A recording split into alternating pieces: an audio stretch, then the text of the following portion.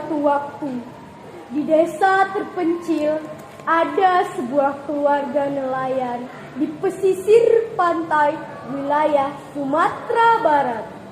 Karena kondisi keuangan keluarga memprihatinkan, sang ayah memutuskan untuk mencari nafkah di negeri seberang dengan mengarungi lautan yang luas. Mengapa ayah ingin merantau? Karena ayah tidak bisa membiarkan kondisi keuangan kita seperti itu. Tapi ya, Mau bagaimana lagi? Ya satu-satunya yang ayah bisa lakukan adalah mengambil program untuk mencari uang yang banyak. baiklah ya, kalau itu memang yang terbaik untuk kita. Ayah pun berpamitan kepada ibu di depan rumah. Ayah merantau ya, jaga diri ibu dan anak kita Malin dengan baik-baik. Jika aku sudah mendapatkan uang banyak, aku akan kembali ke sini. Baiklah ya, aku akan menunggumu di sini sampai kau pulang. Hati-hati ya, jangan lupakan aku dan anakku ini. Ayah pun berangkat menggunakan perahu. Ayah Malin tidak pernah kembali ke kampung halamannya, sehingga ibunya harus menggantikan posisi ayah Malin untuk mencari nafkah. Malin termasuk anak yang cerdas, tetapi sedikit nakal. Ia sering mengejar ayam dan memukulnya dengan sapu. Suatu hari, ketika Malin Kundang sedang mengejar ayam, ia tersandung batu dan lengan kanannya luka terkena batu. Luka tersebut menjadi berbekas di lengannya dan tidak bisa hilang. Karena merasa kasihan dengan ibunya yang banting tulang mencari nafkah untuk membesarkan dirinya, Malin memutuskan untuk pergi merantau agar dapat menjadi kaya raya setelah kembali ke kampung halaman kelak.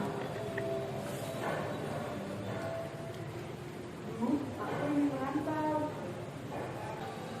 Mengapa kamu ingin merantau, nak? Temani ibu saja di sini. Biarkanlah ayah saja yang merantau ke tepi seberang.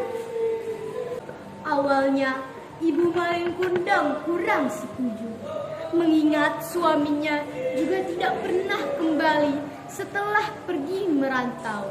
Tetapi Malin tetap bersikeras. Aku juga ingin seperti ayah, Bu. Aku merasa kasihan sama ibu yang setiap hari harus membanting tulang untuk mencari nafkah. Aku ingin mencari nafkah untuk kita, Bu. Akhirnya, sang ibu rela melepas Malin pergi merantau. Malin, baiklah. Ibu akan mengizinkan kamu untuk merantau. Jika kamu menghendaki itu, jangan lupakan ibumu ini ya, Malin. Ibu akan selalu menunggumu di sini sampai kau datang kembali ke sini, Malin. Baik, Bu. Aku akan kembali ke sini lagi. Malin Kundang banyak belajar tentang ilmu pelayaran pada anak buah kapal yang sudah berpengalaman. Di tengah perjalanan, tiba-tiba kapal yang ditumpangi Malin Kundang diserang oleh bajak laut.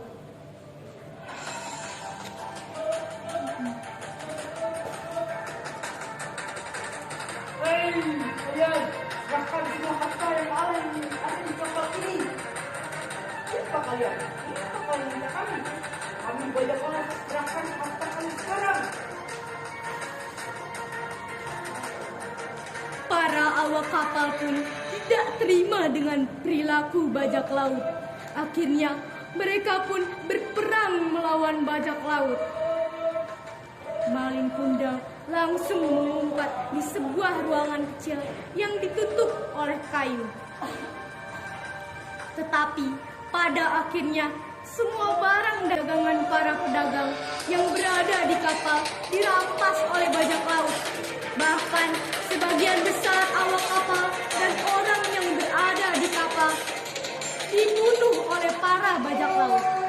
Malin Kundang beruntung ia sempat bersembunyi di sebuah ruangan kecil yang tertutup oleh kayu sehingga tidak dibunuh oleh para bajak laut.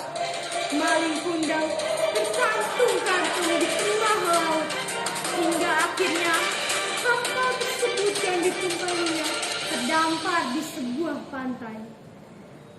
Dan tenaga yang tersisa, Malin Kundang berjalan.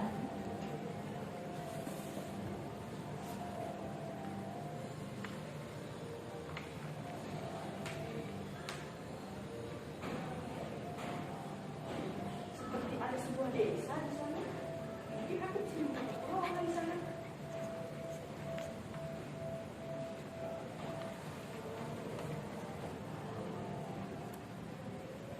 Seperti ada desa di sana. Mungkin aku bisa minta pertolongan di sana. Malin Kundang pun berada di desa yang terdekat dari pantai itu. Desa tempat Malin terdampar adalah desa yang sangat subur. Dengan kelit dan kegigihan, hanya dalam bekerja, Malin lama-kelamaan berhasil menjadi seorang yang kaya raya.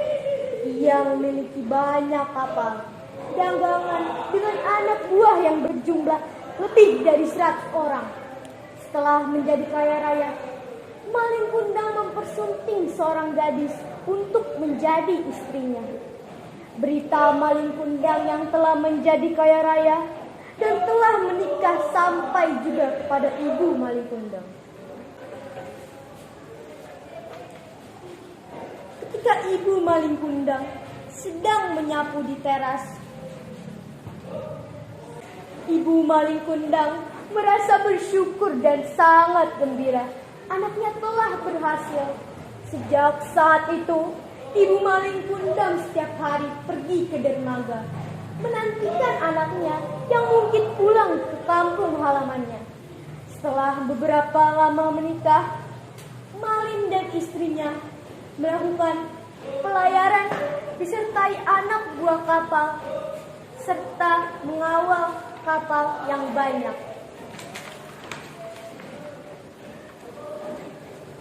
Sedang berdiri itu adalah anaknya, Malin Kundang beserta istrinya.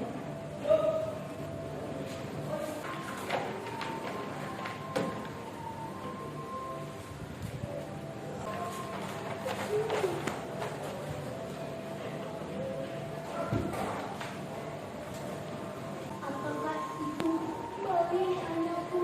Apakah ia bersama istrinya? Malin dan istrinya turun dari perahu dengan para pengawal di belakang. Ibu Malin pun menuju ke arah kapal. Setelah cukup dekat, Malin, apakah kau benar, Malin? Dari mana saja kamu, Malin? Ibu kangen denganmu. Kamu sekarang sudah menjadi saudagar kaya raya, Malin. tapi melihat wanita tua yang berpakaian lusuh dan kotor memeluknya, Malin Kundang merasa menjadi marah. Meskipun ia mengetahui bahwa wanita tua itu adalah ibunya, ketika ia malu bila hal ini diketahui oleh istrinya dan juga anak buahnya. Siapa kau? Aku bukan anakmu. Aku adalah orang. Malin, Aku sudah bilang tadi kalau ibuku sudah meninggal sejak lama. Jadi dia jangan mengaku sebagai ibuku. apakah benar wanita tua itu adalah ibumu? Bukan ibuku. Dia bukan ibuku. Kau percaya sama apa yang masa aku bilang kau ini? Tapi kenapa ya aku merasa yakin kalau ibumu itu memang ibu kamu?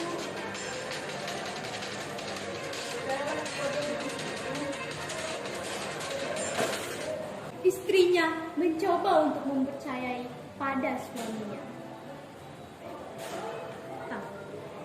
Orang lain bertanya, "Ibu, apa yang menjadi ciri-ciri anak ibu yang bisa membuktikan bahwa dia adalah anak ibu?"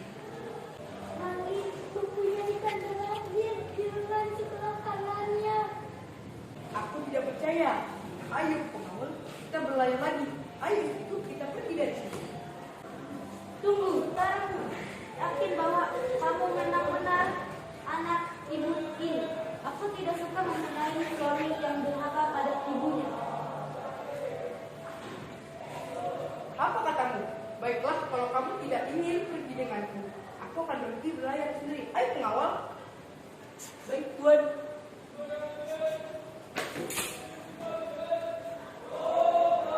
Mendapat perilaku seperti itu dari seorang anaknya, Ibu Malin Kundang sangat marah. Ia tidak menduga anaknya meninggalkan tempat itu. Doa sang ibu dikabulkan dan akhirnya Malin menjadi batu. Semua orang langsung terkejut melihat kejadian